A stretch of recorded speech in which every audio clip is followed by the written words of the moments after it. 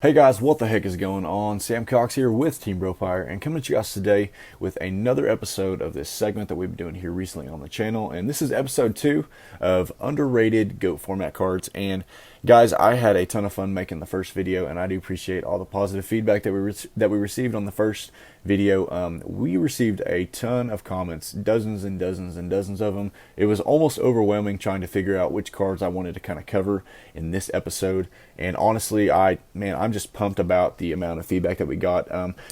It was kind of, like I said, it was kind of hard to really kind of figure out what I wanted to cover in this one because there were so many cool texts that you guys let me know of down below in the last one, and some of them I had absolutely no idea, and I was like, oh, cool. And some of them I was like, dude, I was actually going to cover that in this video too. So we are on the same brain wavelength, whoever that was, and some of these cards that I'm going to cover in this video are also cards kind of like in the last video. It's like, hey, know what this shit does because you're going to lose to it if you don't know what it does and kind of how it plays out in this format. You guys do me a favor, let me know again down below in the comments. If I did not cover your card, I apologize. I'm only doing about 5 of these per video, so I've got kind of a limited amount of cards that I'm doing. So feel free to copy and paste from the last video, or do me a favor, just type it again, type it in big letters if you need to, and do me a favor, if you see somebody else down in the comments and they're just commenting some straight up spice and you're just like, oh man, that's a really cool card, they should totally cover that card, then feel free to like their comment, because there were one or two of these cards that I chose specifically just because they had a bunch of likes on their comments. So that definitely helps. It catches the eye a little bit. So we're going to get into episode number 2. And again, feel free to let me know what you guys think about this segment. Comment down below some stuff that you guys think we should cover. And let's get into this. So first of all, we're going to cover Compulse. Now, this is a card that is seeing a ton of play in tier 1 decks and tier 2 decks, and it's really good in the main, it's really good in the side. Now I'm going to kind of cover a few different scenarios, why it's good, and some other things, etc. So this says target one monster on the field. Return that target to the hand. Okay, so first of all, it is a trap. It's a tad bit slower, but that's cool.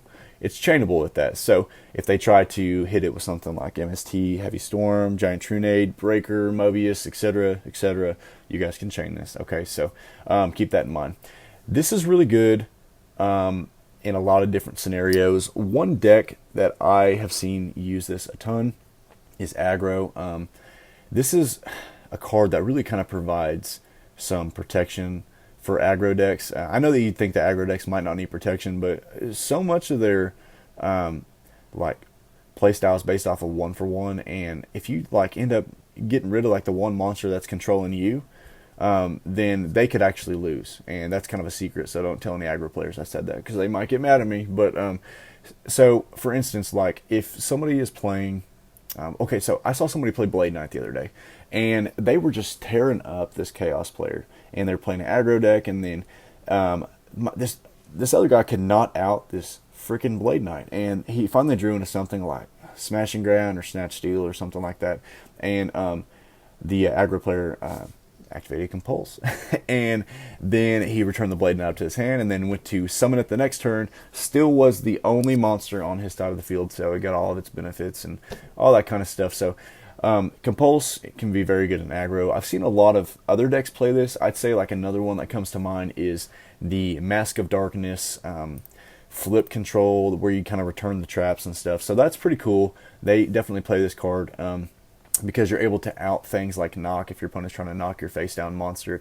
It goes 1-for-1 at the end of the day. Like Compulse makes it to where you're going to out their card, and it's just a 1-for-1. So it's very interesting. It also outs things like Thousand Eyes Restrict. It's a card that joins a club of hate on Restrict, because everybody likes to play Book of Moon and Ring of Destruction and Compulse and all these other cards that can really just like hate on this big guy. So go easy on Go Control players, because they're slowly just, I feel like, getting the shaft every single time that somebody comes up with a new tech. So Compulse is very cool. Figure out how it works. Use it in your deck if you think it's cool. It's definitely a tier 1 deck worthy card, and it's even better in the side. It can be situational every now and then, but more often than not, it's very good in a ton of different situations. Next, we're going to talk about Blindly Loyal Goblin. This is a card that you see in some aggro decks, mainly aggro, but it's also a very cool side card as well because it plays well with things like Go Control, again, Thousand Eyes Restrict, and it's very good against things like Monarchs because your opponent can't steal it. And let's get into its effect. It says, as long as this card remains face up on the field, control of this card cannot switch. So, right off the top of the bat, they can't take it with something like Mind Control. They can't take it with Creature Swap. They can't take it with Brain Control.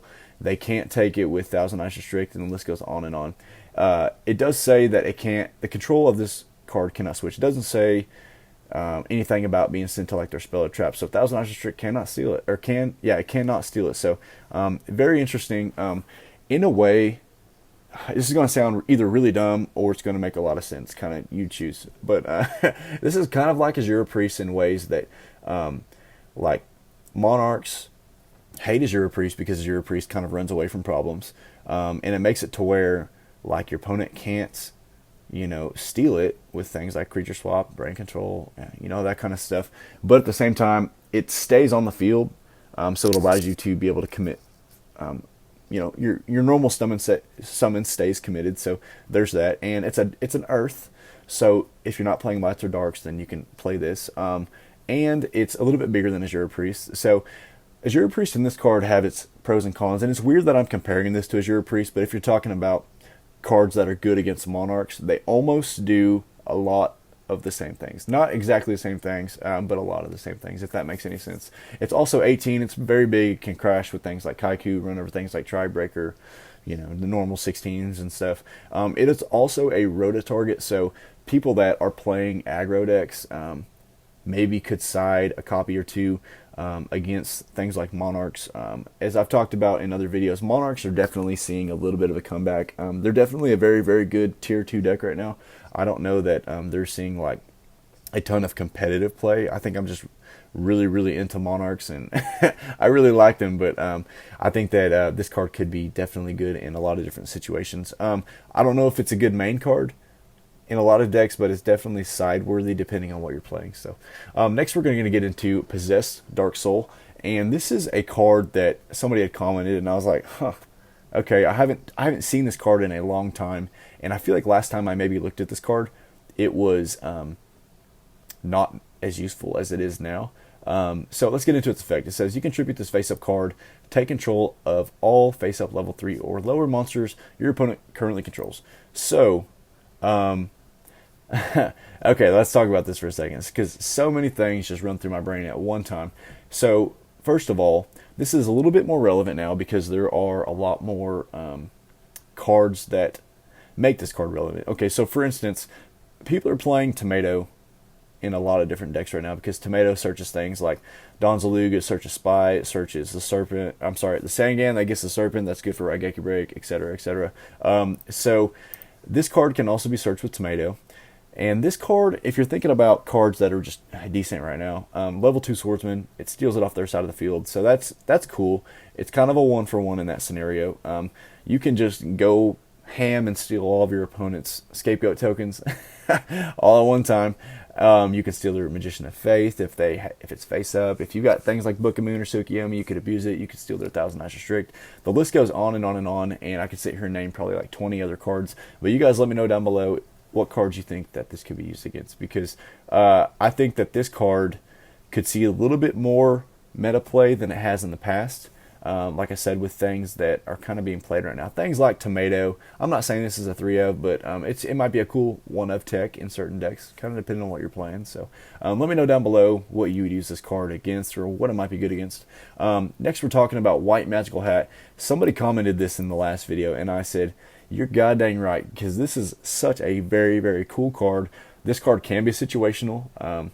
Just to let you guys know, but it's very cool in kind of what it does. This is the light version of Donzalug in a few different ways, and that's exactly what somebody else said, and I was like, there you go, guy, you get a gold star, whoever that was.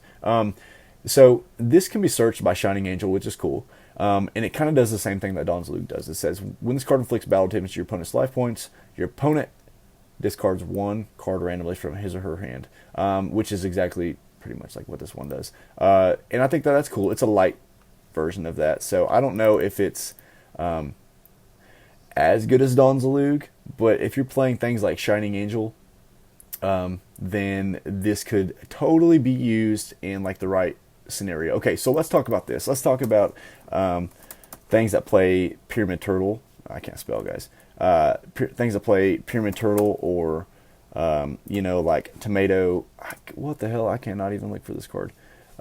Where's that dude at? Okay, so Pyramid Turtle, and then we got Creature Swap, and then we got Spirit Reaper. Okay, so this is a very, very, very old combo, and I'm going to kind of explain why White Magical Hat could be cool in something like, Recruiter Control, which is, if you guys don't know that term, it's a deck that plays like Shining Angels and Tomatoes and stuff. So the old combo is to summon a monster, and then, or summon like a turtle or something, or a tomato, and then Creature Swap, steal your opponent's, not Blinding Lure, it had to be something else, steal your opponent's, just whatever, like Breaker, or something that's bigger than Pyramid Turtle, right? You run into Pyramid Turtle, and then you special summon to your side of the field Spirit Reaper, because then your opponent has no monsters left on the field, and then you can attack them directly. So imagine if you have Shining Angel, Creature Swap, steal their Breaker again, and then they have no monsters left on the field. Shining Angel goes to your grave, then you special summon to your side of the field White Magical Hat, rip a card out of their hand. So it does the exact same thing, like I said, that Donzalug and Spirit Reaper do. And in scenarios in the right decks, things like Recruiter Control, again, I feel like this card could totally see a lot more play. And I'm not exaggerating when I say this. If you're playing Recruiter Control, tech one of these in there and see how it does for you. If you're playing things like Creature Swap, then tech one in, because we all know that DD Warrior Lady is really kind of the end of the chain once you get through all your angels. And if you get through DD Warrior Lady, there aren't a ton of 1500 or less light targets that are really good. So let that sink in. Let me guys know what you think about this card. I think that this card is totally underrated, and was one of the cards that I really wanted to cover even before somebody had mentioned it in the last video. So next is Desert Sunlight. I want to give a shout out to my friend Mike Ridley.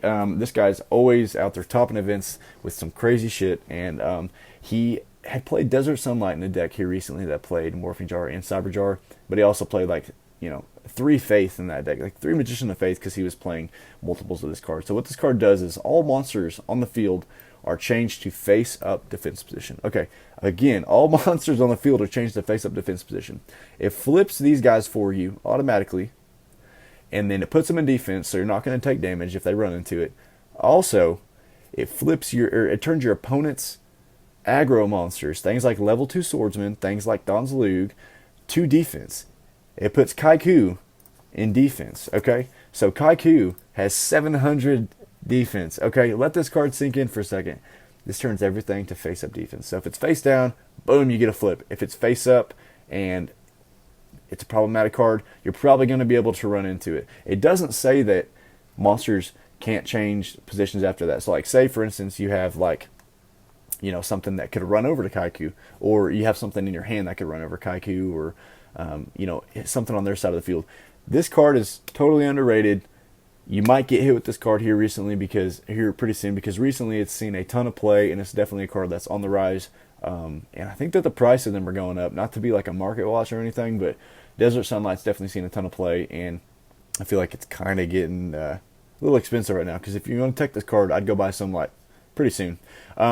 Anyway, that is it, man. That's the video, and I really appreciate you guys watching. Again, let me know down below if you guys have some spicy text that you think I should cover. Let me know. Again, if I did not cover your card from the last video, feel free to copy and paste it, or put in all caps at the bottom of this one and say, hey, Sam, listen here, dude, cover this card. It's really good. And go like somebody else's comment if you think that they're commenting some spice down below, too. So I will see you guys next time, and appreciate you guys watching. Thanks.